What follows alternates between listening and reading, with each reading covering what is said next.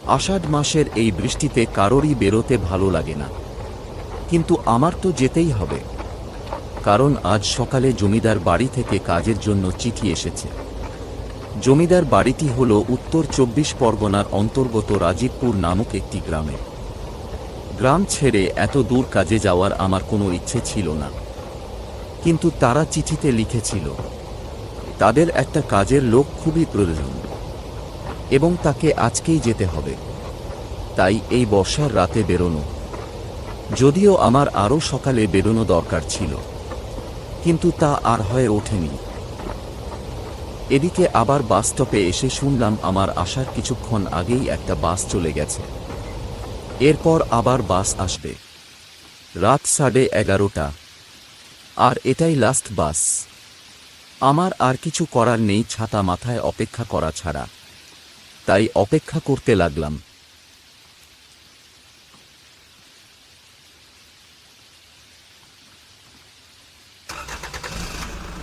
প্রায় ১.৫ ঘন্টা অপেক্ষা করার পর লাস্ট বাসটা এলো।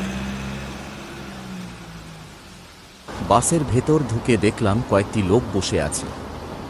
এরপর আমি সামনের একটা সিটে গিয়ে বসে পড়লাম। জানলা দিয়ে তাকিয়ে দেখি বাইরের বৃষ্টিটা আরও বেড়েছে। কোথায় যাবে? রাজীবপুর। ঠিক আছে, বসুন, ভাড়াটা করে নিচ্ছি। আচ্ছা, রাজীবপুর পৌঁছাতে কতক্ষণ লাগবে? তাও ঘন্টা 4। আচ্ছা ঠিক আছে। বৃষ্টিটা এমনভাবে হচ্ছে যেন মনে হচ্ছে আকাশ যেন আজ তার কষ্ট সহ্য করতে না পেরে কাঁদছে। প্রকৃতির এই ধ্বংসাত্মক পরিস্থিতি দেখতে দেখতে বুঝতেই পারিনি যে কখন একটা লোক আমার পাশে এসে বসেছে।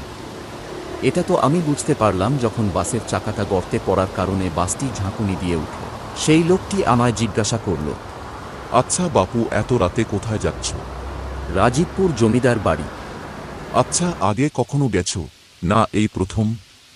এই প্রথম। আগে ওই রাজবাড়ি কি সুন্দর, তাই না ছিল? আচ্ছা, একটা কথা জিজ্ঞাসা করতে পারি? বলো, কি বলতে চাও? আপনার কি ওই জমিদার বাড়ির সঙ্গে কোন সম্পর্ক আছে? আসলে আমি আগে রাজীপুরের জমিদার ছিলাম। ওই জমিদার বাড়িটি আমারই। লোকটি যে গাঁজাখড়ি কথা বলছে তা আমার আর বুঝতে বাকি রইল না। না হলে এমন একটি লোক যে এরকম জামা কাপড় পরে রয়েছে সে নাকি আবার জমিদার। কিন্তু আমি ভাবলাম এতটা পথ তো আর মুখ বুজিয়ে যাওয়া যায় না। তা এই গাঁজাখড়ি গল্পটাই না হয় শুনতে শুনতেই যায়, অন্তত টাইম পাস হবে। তাই আমি জিজ্ঞাসা করলাম, আচ্ছা তাহলে আপনার এই অবস্থা কেন? সে এক মর্মান্তিক ঘটনা। ঘটনাটা কি আমাকে বলা যাবে? শুনতে চাও? শোনো তাহলে। ঘটনাটি শুরু হয়েছিল এক বিচার থেকে। সেদিন এক কৃষকের বিচার ছিল। কিরে কৌশিক, কোথায় সেই অপরাধী?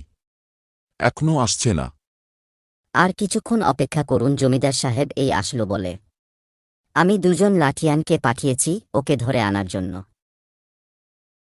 ওই তো ওরা এসে গেছে। সাহেব, সাহেব আমাকে ক্ষমা করুন, ক্ষমা করুন সাহেব। তুই খাজনা দিসনি কেন?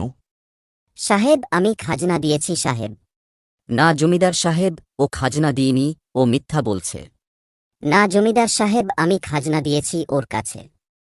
না জমিদার সাহেব, ও দিইনি, ও আমাকে ফাঁসানোর চেষ্টা করছে। আহা, চুপ কর সবাই।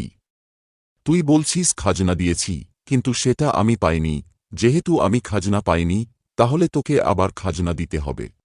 এরকম করবেন না জমিদার সাহেব, এমনিতেই এবারে ঠিকমতো ফসল হয়নি, তার ওপর 2বার খাজনা দিলে আমার পরিবার তো না খেতে পেয়ে মারা যাবে।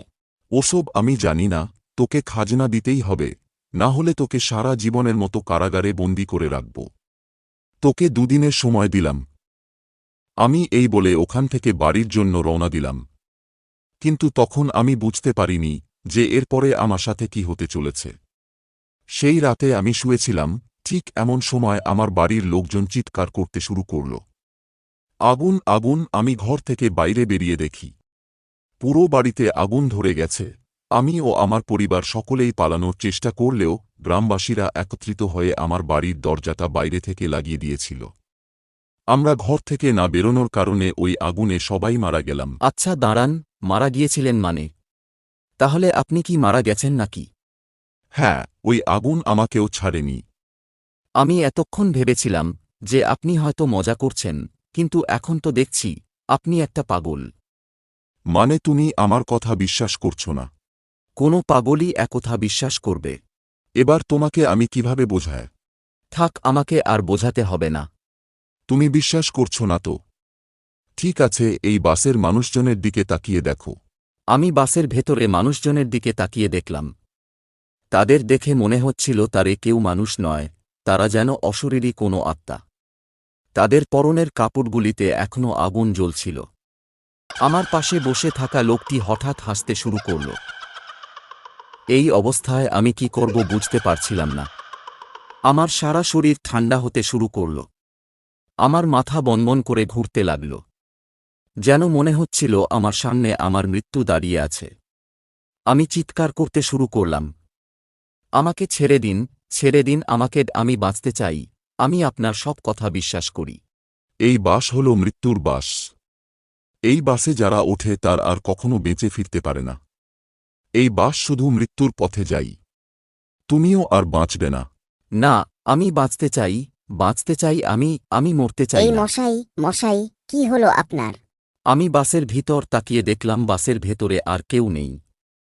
কি হয়েছিল আপনার? কোনো দুঃস্বপ্ন দেখলেন নাকি? হ্যাঁ, দুঃস্বপ্ন। কিন্তু আমি নিজেই জানি না যে এটা দুঃস্বপ্ন ছিল নাকি সত্যি। আচ্ছা, রাজীবপুর পৌঁছতে আর কতক্ষণ লাগবে? আর আধা ঘন্টা।